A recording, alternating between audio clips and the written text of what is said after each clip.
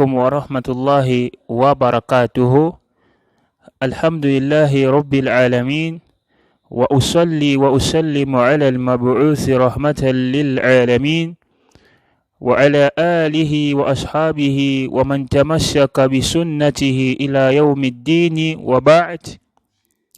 Simegozong salukumu epena nzambi ko na molongo tusengi na nzambi acha kimia mawa mapamboli na eza likolo ya oyo atinda makipo azala mawa tope gidi ya mokili mobimba kimia oyo ezala pe likolo ya famille na ye na basahaba na ye pe ezala pe likolo ya batu nyonso basimbi enseignement na ye na bosolo ti mokolo ya suka. Nzambe andimela biso dua.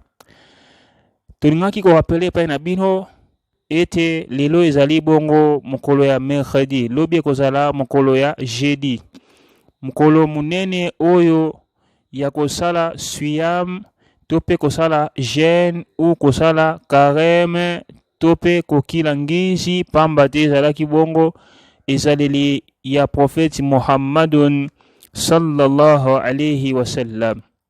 Kolana na hadith oyo ezali rapporté na Tirmizi وصححه الباني عن أبي هريرة رضي الله عنه قال أن رسول الله صلى الله عليه وسلم يقول تعرض الأعمال يوم الاثنين والخميس فأنا أحب أن يعرض عملي وأنا الصائم.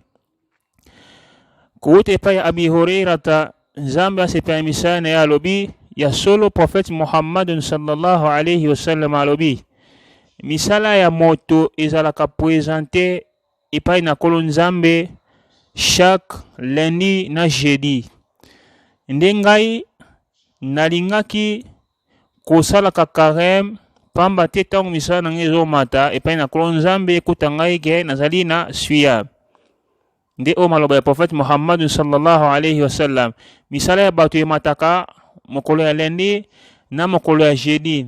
Yango ngai nalingaki kosala carême to pe kosala jeûne na mokolo oyo ya lundi na jeudi pamba te ntango misala na ngai ezomata epai na kolo nzambe ekuta ngai ke nazali kosala suyam. Naam, oyo ezali hikma munene pamba te po aprofite na bolamu nini oyo ezalaka na suyam pamba te bolamu to pe monene ya bolamu oyo ya moto asali carême ezali na monene o kaka nzambe nde ayebi yango. Nde alingaki ekotaka ezala moko parmi babolamu oyo ekotondisa bolamu na ntango misane ezozala présente epai na nzambe ekuta ye azali na suyam. Naam, nde senge na biso pe tolanda ezaleli oyo ya kosalaka carême mokolo ya lundi na mokolo ya jeudi ezali basuyam ya sunna to pe akolanda ezaleli ya prophète Muhammad sallallahu alayhi wa sallam oyo akozwa makasi na mokolo ya lobi jeudi.